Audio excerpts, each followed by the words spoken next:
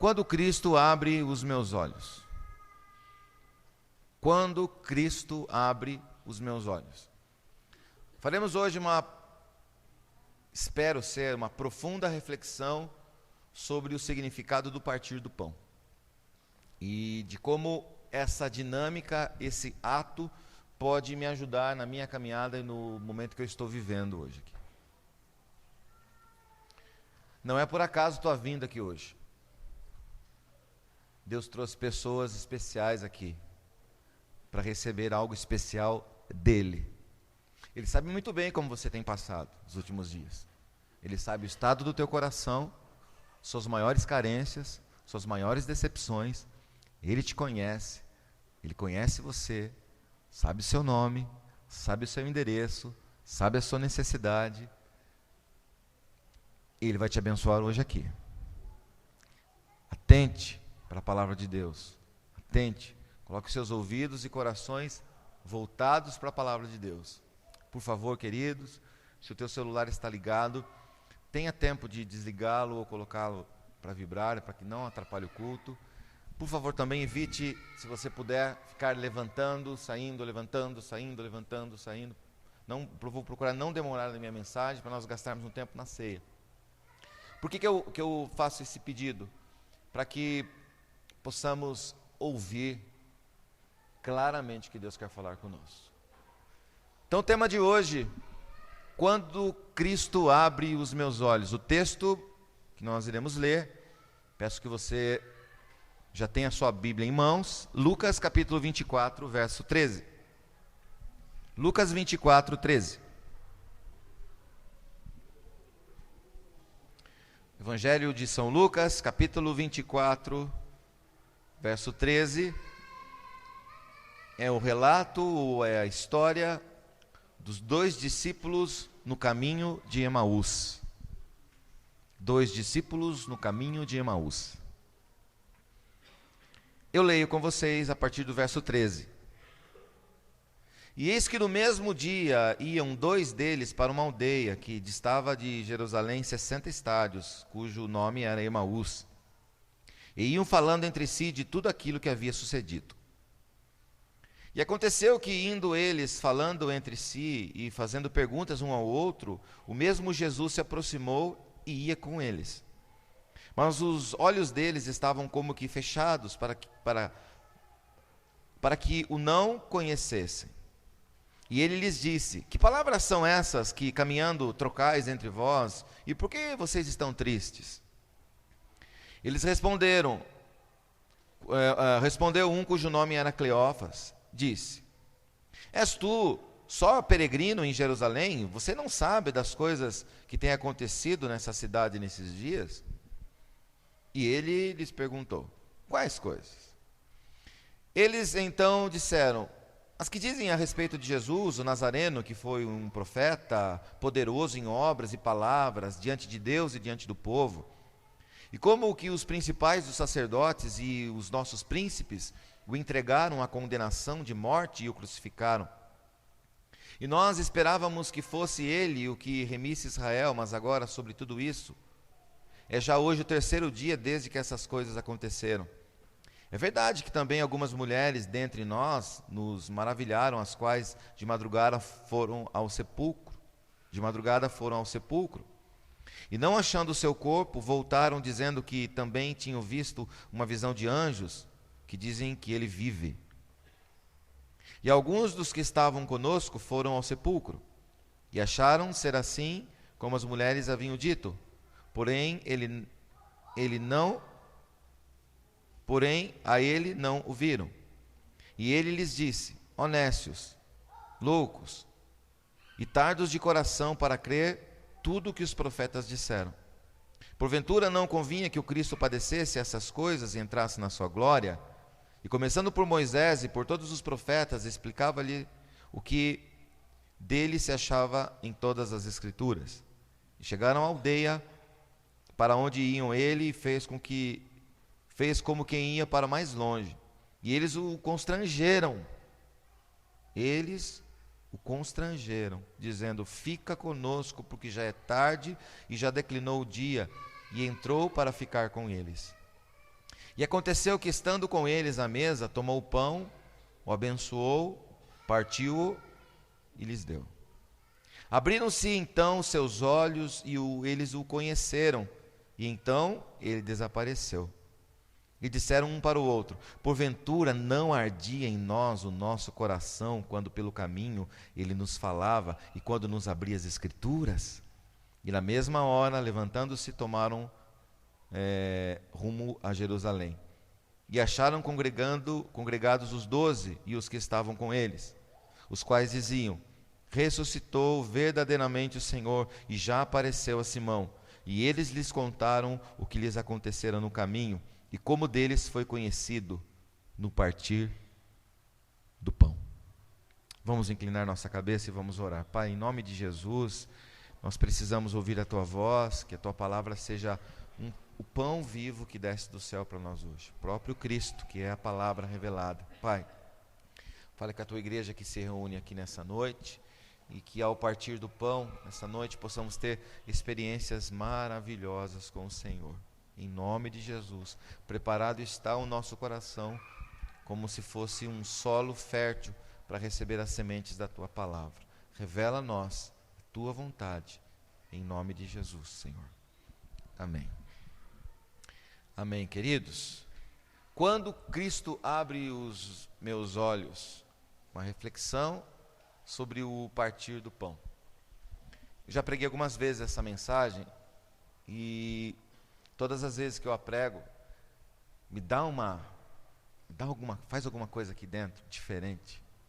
O sentimento que eu tenho quando essa mensagem é liberada no meu coração é um pouco parecido com a que os discípulos tiveram quando o coração deles começaram a arder ao ouvir as palavras do Mestre. Essa narração começa assim: naquele mesmo dia. Assim começa esse episódio narrado por Lucas no seu evangelho, que apresenta então uma triste situação de 2 seguidores de Jesus que se encontram agora decepcionados com os acontecimentos dos últimos dias. Paro por aqui. Esses discípulos estavam decepcionados e cabeça baixa, retornando por um caminho que já haviam trilhado, ou seja, estavam voltando atrás, por conta dos últimos acontecimentos, por conta do que aconteceu com eles nos últimos dias. A tristeza desses discípulos era visível. Assim como eu e você, quando estamos bem tristes mesmo, não conseguimos esconder de ninguém. Você é declarado tua tristeza, tua decepção, tua apatia e teu desânimo. Esses discípulos estavam exatamente assim, conversando com o outro, cabeça baixa, voltando para casa. O próprio Jesus percebeu nas palavras deles e no semblante dele, tanto que ele chegou e perguntou: o que vocês falam? O que está acontecendo com vocês? Fala um pouco da vida de vocês para mim. Aqui eu pergunto para você: não é essa a primeira reação que nós temos quando nós nos deparamos com uma grande frustração na nossa vida? Não é essa a primeira reação? Acaba-se a esperança e a primeira coisa que nós queremos é trilhar o caminho de volta, voltar lá atrás. Como se o que conquistamos e os passos que demos até aqui não tenha valido de nada. Eu sou parecido com esses discípulos aqui quando eu me sinto frustrado. Eu sou convidado todos os dias a querer voltar atrás por conta de frustrações. Eu sou diferente desse discípulo? Será que você é diferente? Agora, vamos nos aproximar um pouquinho desses 2 caminhantes e tentar fazer essa trilha de retorno. Tentar fazer esse caminho inverso da felicidade. Esse caminho inverso da plena realização deles. Vamos tentar entender um pouquinho o que estava se passando com eles. Jesus pergunta: sobre o que vocês falam no caminho? Sobre o que eles falavam pelo caminho? Por que vocês estão tão tristes? Jorge, vem cá um pouquinho, meu querido, por favor. Sabe quando você chega para alguém, põe mão no ombro, vai caminhando, diz, não para não, vamos conversando, conversando. Aí você diz no pé da orelha, o que está acontecendo? Por que você está triste, irmão? Seu rosto não está dos melhores hoje. Está acontecendo alguma coisa? Não, vamos conversando, vamos trilhando o caminho. Foi exatamente isso que Jesus fez com os discípulos. Se aproximou e perguntou, o que está acontecendo com vocês? Sabe aquela disposição de ouvir? Jesus tem. Se ele chegasse para você, hoje, pé do ouvido e perguntasse, o que é essa cara triste aí? O que é esse semblante caído aí? O que está acontecendo? Qual seria a sua resposta hoje? Obrigado. Por que eu trouxe o Jorge aqui? Porque eu não acredito que Jesus estava do outro lado da calçada, imaginando que teria uma calçada lá, e os caminhantes do outro lado, e Jesus, e aí? Tá feio, hein? Vocês são desanimados, hein? Pelo amor do meu pai. Que pessoal desanimado, hein? Jesus se aproximou, como sempre fez, e ao fazer essa pergunta a ele,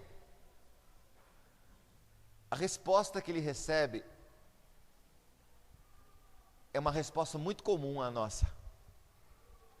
Eu estou frustrado, eu estou querendo voltar atrás, eu estou querendo abandonar tudo, eu não estou querendo prosseguir mais essa trilha, não estou querendo mais seguir nesse caminho. Por quê?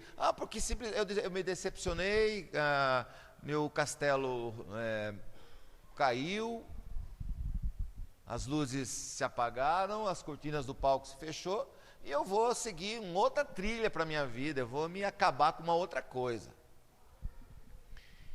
Expectativa frustrada. Isso tem a ver comigo e com você. Pensa nesses dois discípulos. Eles vislumbraram uma nova vida. Eles idealizaram uma nova vida ao lado de Jesus. E de repente eles se encontram voltando para o lugar de antes, dizendo, esse já é o terceiro dia que todas estas coisas aconteceram e acabou tudo. Mas eu pergunto, que coisas eram essas? Esses dois homens conheceram Jesus, talvez por 1, 2 ou 3 anos. Eles se deixaram apaixonar-se pelo Senhor, e pelo reino de Deus e pelos seus valores. Suas palavras, suas pregações conquistaram esses dois moços. Eles entregaram o coração deles a Jesus. Eles disseram, eu quero viver o reino de Deus aqui na terra, eu estarei com Jesus, ao lado dele para sempre. Eles eram como aqueles que diziam, quem é este homem que até os ventos o obedecem? Jesus era maravilhoso, nós deixamos para trás tudo para segui-lo. A partir do momento que eu o conheci, eu abandonei uma velha vida, agora eu estou numa nova caminhada, a minha vida faz outro sentido, tem novas cores a minha vida, tenho novos ares agora. Por ele nós deixamos tudo e nós o seguimos. Saímos de Emaús e fomos para Jerusalém. E ali nós estabelecemos um novo tempo na nossa vida. O mestre havia ensinado a eles. Quem quiser me seguir, renuncie-se a si mesmo. Então siga-me. Tome a tua cruz e me siga. Quantas renúncias eles tiveram que fazer, assim como eu e você, para seguir a Cristo. Colocaram, por assim dizer, todas as expectativas naquele homem, naquela pessoa. Mas o que aconteceu? O Jesus forte, o curador, que ressuscitava mortos, o que andava sobre as águas, o infalível, o todo-poderoso, mais forte do que todos os homens da época, o que mandava os demônios se calarem, o que mandava o espírito surdo e mudo embora, o que trazia graça às pessoas, o que estendia as mãos às prostitutas, o que comia e bebia com pecadores, o forte, o corajoso, que multiplicava pães, que realizava tantos milagres, que devolvia filhos mortos às suas mães, agora se encontra nessa situação. E ao bradar está consumado e expirar, entregar o seu espírito a Deus, e sua carne desfalecer, e ele é retirado dessa cruz completamente sem vida, todo ensanguentado, completamente escarnecido ali, depois de tanto sofrimento que ele passou.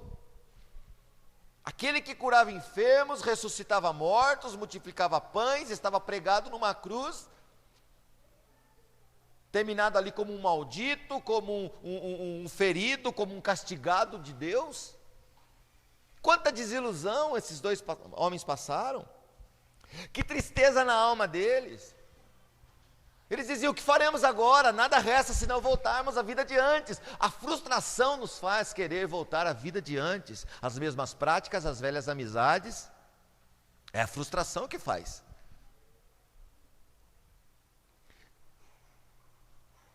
Quando que eu me identifico com esses dois? Nesse exato momento, quando eu olho aquilo que eu construí e aquilo pelo qual eu paguei o preço, entreguei, fiz isso, fiz aquilo, acabou. Não tem mais vontade, nem desejo, nem alegria, nem paz. Acabou-se a luz para mim. O que vamos fazer agora? Vamos voltar para Emaús. Vamos retornar, vamos recomeçar a vida lá, vamos fazer outra coisa lá. Vamos voltar a fazer o que fazíamos antes. Você já percebeu que todas as vezes que você deixa as coisas que o Senhor planejou para você, a vontade de Deus, você tem automaticamente vontade de praticar velhos hábitos, muitos deles bem destruidores mesmo. É como a distância da cruz, quanto mais nos distanciamos da cruz, mais velhos hábitos queremos voltar a praticar. A velha vida. A arrogância volta, a soberba volta, o orgulho volta, e você se sente melhor do que todo mundo, você se torna impaciente, você se torna murmurador, você se torna dono da situação, você não se envolve mais com ninguém, você não ajuda mais ninguém, você lembra pouco de Deus. Você não se vê inserido nessa história, a frustração chega, e o que nós decidimos fazer? Abandonar, sair fora, voltar atrás. A distância de Jerusalém a Emaús era aproximadamente 11 quilômetros. Eles conversaram muito com Jesus. Alguém aqui já teve a experiência de caminhar por mais ou menos 10, 11 quilômetros? Que você lembre, levante a mão, se você teve. Quanto tempo isso caminhando leva? O Senna que é bom disso. Olha só, você anda rápido, hein?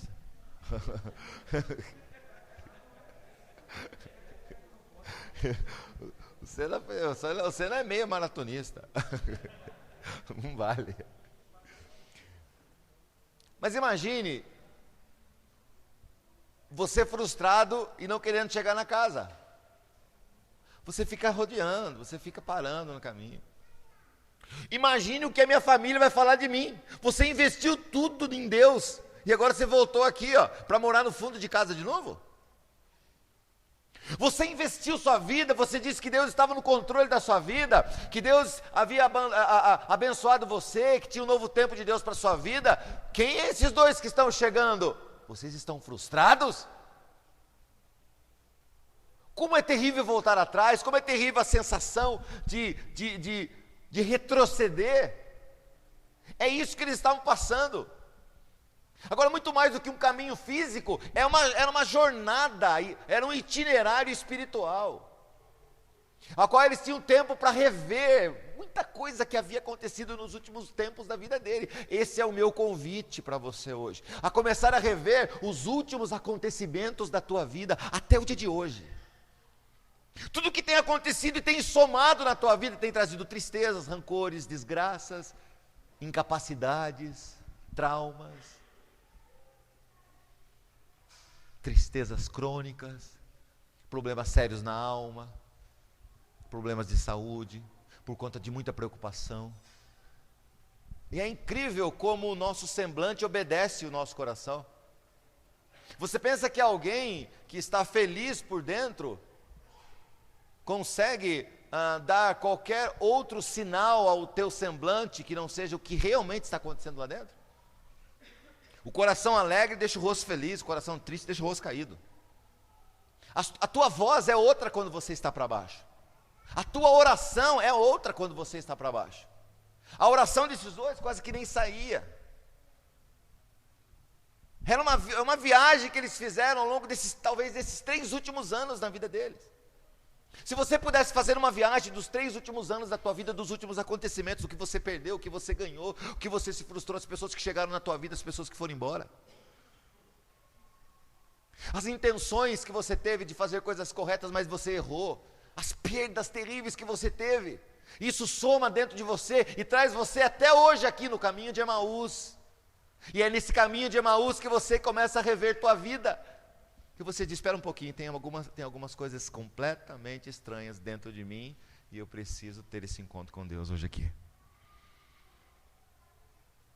Quantos já não tiveram frustrações e desencantos com pessoas, com instituições, com alguém que amou, com alguém que você investiu muito, com o trabalho e assim por diante, com amizades? Quantos? Quantos conhecemos que depois de algumas desilusões, com pessoas, com instituições, com vida profissional, vida amorosa, vida familiar, não querem mais saber? Querem simplesmente ir embora, querem voltar para Emaús e ali tentar tocar a sua vida, mas ao mesmo tempo que estão voltando, fica uma imagem do tempo que era bom, do tempo que as coisas davam certo. Será que eu e você já não percorremos esse caminho de Emaús? Será que esse companheiro de Cleofas, cujo nome não é citado na Bíblia, não sou eu? Será que o companheiro de Cleofas não é o Adriano, não é o Paulo, não é o Marcelo, não é o Danilo, não é o Júnior? Será? Então, no meio dessa avalanche interior de questionamentos, o que Jesus faz? Ele se põe a caminhar com eles. Eu gosto do Jesus que caminha comigo. Eu gosto daquele Jesus que vem e se põe ao meu lado, no mesmo nível que eu, para entender as intenções do meu coração, se aproxima de mim, está do meu lado, nos momentos de maior desilusão, de dor, de sofrimento. Ele se fez notar ali, mas mesmo assim nós demoramos a sentir a presença de Deus. Na maioria das vezes, nós estamos tão debruçados sobre a ótica dos acontecimentos da nossa vida que não conseguimos perceber Deus, seu agir.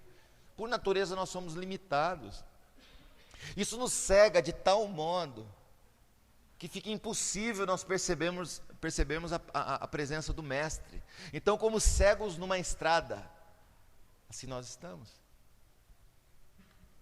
Será que os últimos dias da tua vida você não tem andado e tentado encontrar saídas e tentado encontrar situações que alegrem você, mas como um cego está tateando na vida? Não sabe o que fazer direito, e não sabe se começa. As coisas na tua vida têm sido assim, muita empolgação para nada.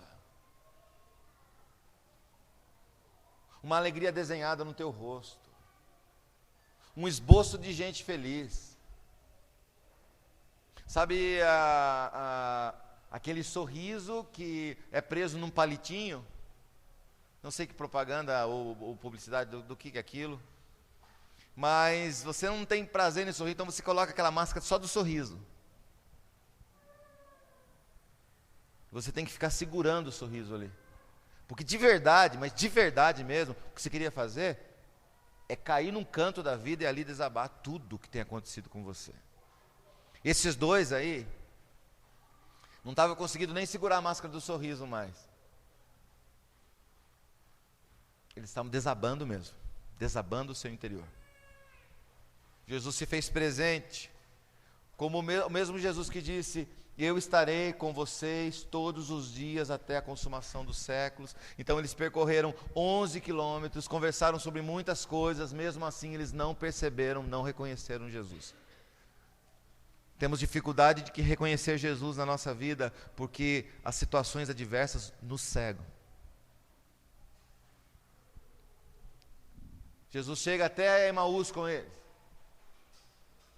com um caloroso, opa, fiquem com Deus. Quando ele segue caminho, naquela encruzilhada de Emaús, na entrada da cidade de Emaús, quando eles viram à esquerda para entrar em Emaús e Jesus segue à direita, segue o seu caminho, ele diz, espera um pouquinho aí, ô cidadão, pare um pouco, vamos chegar na minha casa? Eu não sei, nunca vi o Senhor na vida, nunca vi você, o Senhor deve ser um forasteiro, muito desinformado, porque não sabe das coisas que aconteceram em Jerusalém lá, falando isso para Jesus. Mas vão em casa, vão tomar um café com a gente. Não vai ser fácil para a gente voltar atrás. Não vai ser fácil para a gente voltar para a nossa família e dizer que todos os nossos sonhos acabaram. Mas não sei, fez bem a conversa com o Senhor. Você entendeu a gente. Você colocou a mão no ombro da gente nessa caminhada aí, poxa, em nenhum momento o Senhor me julgou. Vamos tomar um café com a gente aqui? Eles insistiram, fica conosco, já é tarde já, fica aqui em casa, dorme com a gente aqui. Então eles se assentaram na mesa, aí Jesus pega o pão, toma o pão nas mãos, e quando Jesus parte o pão e agradece a Deus, dizendo, Pai, obrigado pelo pão que iremos comer depois dessa longa jornada. Quando Jesus faz essa cena, e ele diz, Pai, obrigado pelo pão que irá nos alimentar, os olhos dos dois foram abertos, como se as escamas caíssem naquele momento, a cegueira toda caísse, e quando os olhos foram abertos, eles reconheceram Jesus do ladinho deles ali.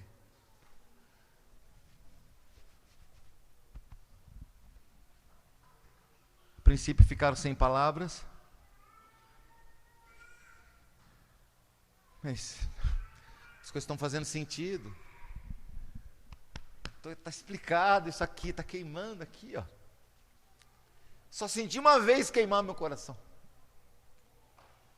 Eu me lembro quando lá naquela montanha ele pregava sobre o reino de Deus, aquilo queimava dentro de mim, mas queimava dentro de mim. Quando as palavras de Jesus ecoavam ali perto do lago de Genezaré, em Cafarnaum, em Betsaida, aquilo queimava dentro de mim. És tu, Senhor. Sou eu, meu filho.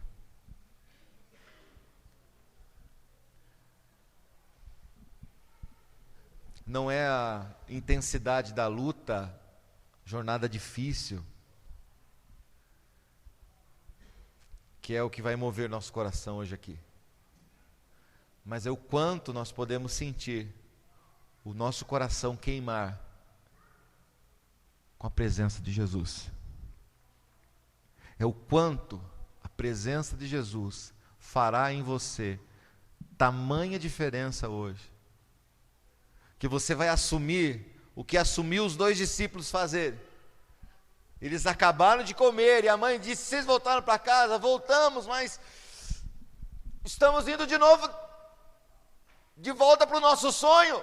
A gente está voltando para tudo que faz sentido para nós, mas o que mudou? Vocês acabaram de chegar, trouxeram esse amigo que eu não conheço.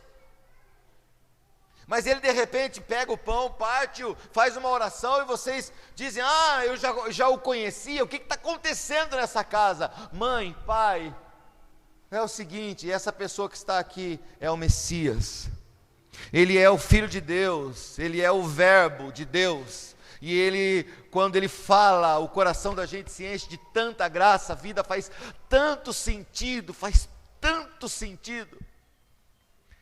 filho, mas como que vocês estão se sentindo? Eu estou sentindo como alguém que está começando a sonhar de novo, eu estou sentindo como alguém que está voltando a acreditar de novo, eu estou sentindo como alguém, sente quando recebe a palavra de Deus aqui no coração, e aquilo queima, A pergunta que eu faço a você, meu irmão, minha irmã, é: quanto tempo faz que essa palavra não queima dentro de você, ao ponto de te fazer voltar do ponto que está ao ponto que Deus quer que você chegue? Quanto tempo faz? Cego pelo caminho de tanta frustração, de tantas coisas erradas na tua vida, de colecionar tantos erros, de colecionar tantos segundos lugares e terceiros lugares, e nunca conseguir vencer nada, nunca conseguir finalizar nada, nunca conseguir se alegrar, sabe, na vida, ter sempre que se arrastar. E de repente você escuta uma palavra e o pão é partido e você diz: que força é essa que Ele está me dando? Depois dessa caminhada toda de uma vida que não deu certo, depois de um ano inteiro de frustração, depois de um mês inteiro de vergonha, depois de tanta confusão na minha vida, eu posso ouvir essa voz, e eu sei quando Ele fala, eu sei que é Ele que fala, porque o meu coração sente, e Ele está me chamando para voltar para o lugar onde eu nunca deveria ter saído. Na mesa de Jesus, todos estão convidados. Os traidores, os desistentes, os medrosos, os cegos. E é desconcertante a mesa de Jesus.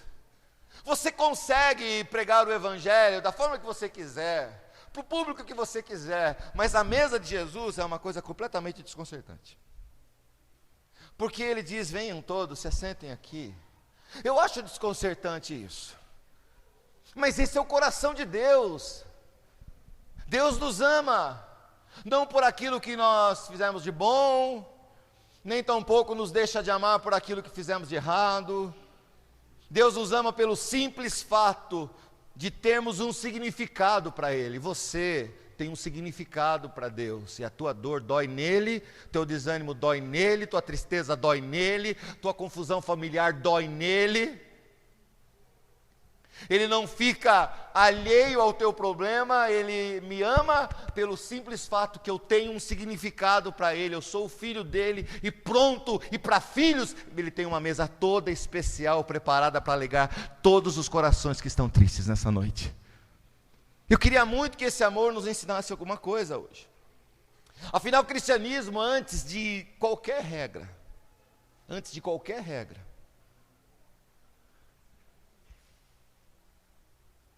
nos dá a possibilidade de sermos parecidos com Jesus. É como se Jesus nos emprestasse um novo jeito de ser. Sabe, Jesus te emprestando um novo jeito de ser? Quantos aqui seriam tão honestos nessa noite de dizer: eu estou precisando muito que Jesus me empreste um jeito de ser,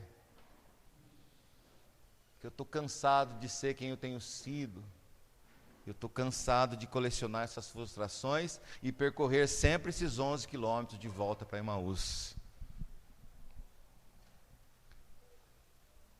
Repita comigo: Jesus, me empreste nessa noite um novo jeito de ser. Sabe o que eu gostaria, de fundo do coração? De amar as pessoas, de amar os outros, só por aquilo que eles significam para mim. Deus me ama só por aquilo que eu significo para Ele. É como um filho que está passando por um problema sério na vida, o pai e a mãe voltam toda a sua atenção àquele filho. Significa que eles não amam mais os outros filhos que não estão passando por isso? Não. É que a dor de um filho dói muito em Deus. Dói muito em Deus.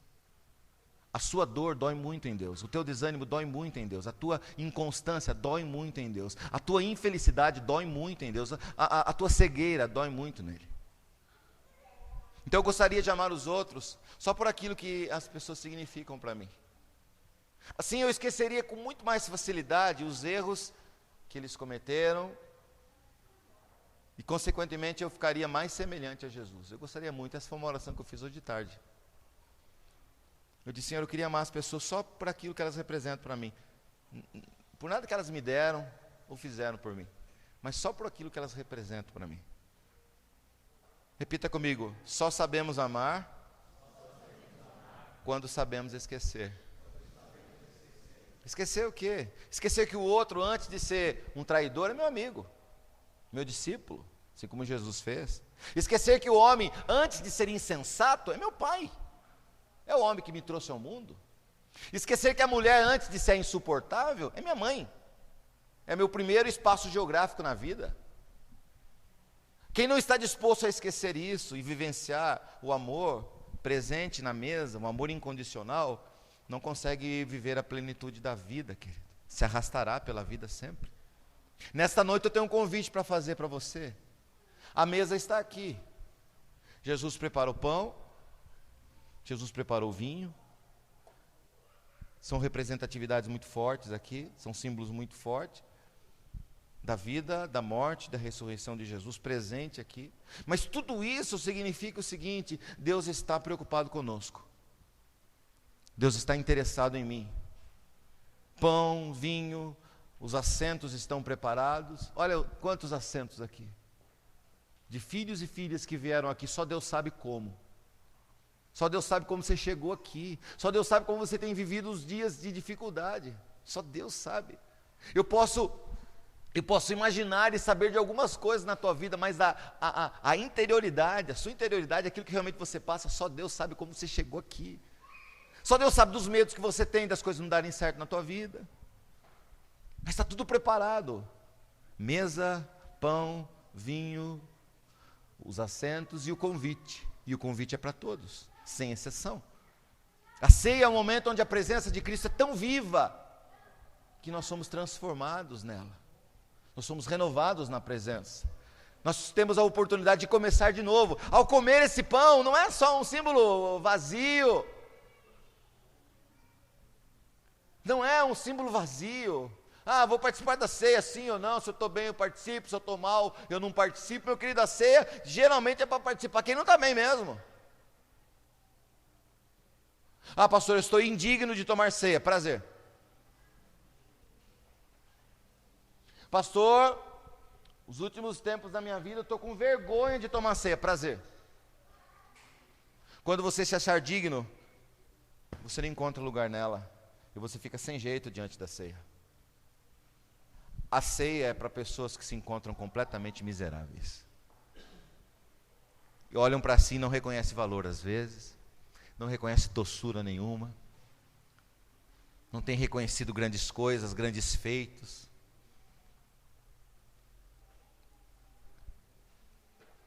Geralmente, as pessoas que se assentavam à mesa de Jesus eram gente ruim, que estavam passando por problemas sérios. Porque na mesa, no partir do pão, a minha esperança renasce, o meu coração bate forte de novo, a chama acende de novo dentro de mim. É no partir do pão que os meus olhos serão abertos e que aquilo que não tem feito sentido na minha vida passará a ter um sentido maravilhoso. Eu acredito que a vida, ela é semelhante a uma colcha de retalhos, é semelhante a uma mulher trabalhando num tear. Então os caminhos e descaminhos da minha vida, as idas e vindas, as voltas, olhando pelo lado do avesso, não faz sentido nenhum terminar aquilo, começar aquilo, perder aquilo, não faz sentido nenhum, mas é uma forma negativa, uma forma errada de olhar a vida. Se você ver uma pessoa, uma mulher fazendo um tear, uma grande paisagem, com rios, cachoeiras, árvores, animais, pássaros, uma casa na montanha, só que enquanto ela está fabricando o tear, não faz sentido nenhum, mas por que ela vai e volta com essa linha aqui? E essas cores misturadas, não combinam essas cores aqui? Por que esse cinza do lado do azul? Não estou entendendo nada, não faz sentido nenhum tua obra, minha senhora. Como que você falou, meu filho? A sua obra não faz sentido nenhum, porque você está gastando tempo. Você vai com essa agulha aí, volta e trança fios, e vai para cá, vem para cá e corta. Por que cortou essa linha? Por que misturou essas cores? Não faz sentido a tua obra. Aí ela vai dizer para mim e para você, mas é que você está olhando do lado errado. Você está olhando da ótica negativa da vida, você está olhando pela situação que não está dando certo na tua vida. Você quer ver o que está saindo aqui? Não, eu estou vendo o que está saindo aqui. Essa obra está parecendo minha vida. Vai e volta todo dia. São desacertos. São caminhos que não fazem sentido nenhum. Não está fazendo sentido nenhum minha vida. Minha casa, minha família, meu trabalho. Sabe, eu não estou encontrando satisfação em mais nada na minha vida. Aqui, ó, tá igual o seu tear. Aí ela diz assim: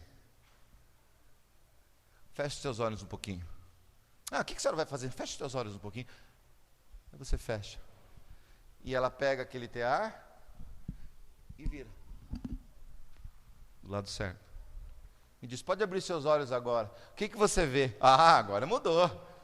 Agora a senhora trouxe uma obra de arte aqui. Agora a senhora trouxe uma paisagem maravilhosa. Aquilo que eu estava vendo era uma desgraça.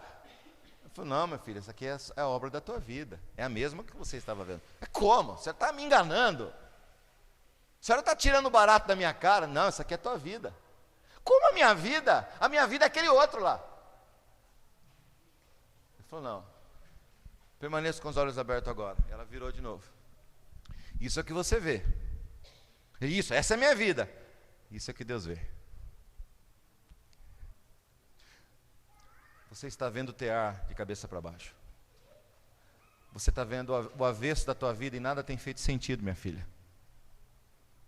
Você tem olhado o avesso da tua vida e tanta correria tem sido para nada, e os fios que têm se misturado e as cores da tua vida, mas você está olhando do lado errado. Se você olhar do lado certo, você vai ver que até os fios cinzas foi o propósito de Deus para te transformar nessa pessoa que você é hoje, para realizar o grande plano de Deus na tua vida. Mas você precisa olhar do lado certo. Aquela tragédia que aconteceu na minha vida não trouxe nada de útil. Vira. Aquela pessoa que me deixou, só deixou desgraça na minha vida. Pelo contrário, vira. Meu Deus, parece que está mais bonito agora, depois que ele foi embora. Pois é, fica chorando por quem não te ama aí. Como você tem visto a tua vida? Os discípulos de Emaús viam a vida no avesso. Decepção, desconforto, falta disso, falta daquilo, inconformismo, murmurações, e tudo que você pode imaginar, lá do avesso da vida. No partir do pão, ao Jesus partir o pão, Jesus pega a obra e vira. E no virar eles percebem o Cristo, eles percebem Deus presente na vida deles. Então às vezes você chegou aqui hoje numa situação tão adversa, que você não tem conseguido nem enxergar Deus e nem sentir a presença dEle. Quando Cristo abrir os teus olhos hoje, Ele vai te fazer olhar do lado certo da vida e ver que as piores decepções que você passou, Deus usou os fios, as idas e as vindas, para te transformar numa pessoa melhor, para te dar a vida vitoriosa que você sempre esperou e sempre ansiou, meu irmão, minha irmã. Amém? Que lado você tem olhado a tua vida? Tua vida profissional está acabada, não tem dinheiro para nada, não consegue terminar nada na vida. Você está olhando do lado do avesso. Tua família, desgraça, inferno, tudo de mal, avesso, relacionamentos, rompimentos, tragédias, tristezas, diagnósticos ruins, avesso, tristeza na alma, depressão, problemas crônicos de saúde, dores na coluna por conta de tanta preocupação, de tantos fardos que carrego. É assim que tem sido minha vida ultimamente, Adriano. Avesso, decepção ministerial. Você era tão ativo, agora se encontra tão inativo, como um vulcão inativo. Se você olhar pelo lado certo, você vai ver que você é um vulcão prestes a entrar em erupção novamente, querido, e queimar por Deus como você nunca queimou na sua vida antes. Avesso. Você poderia fechar os teus olhos nesse momento?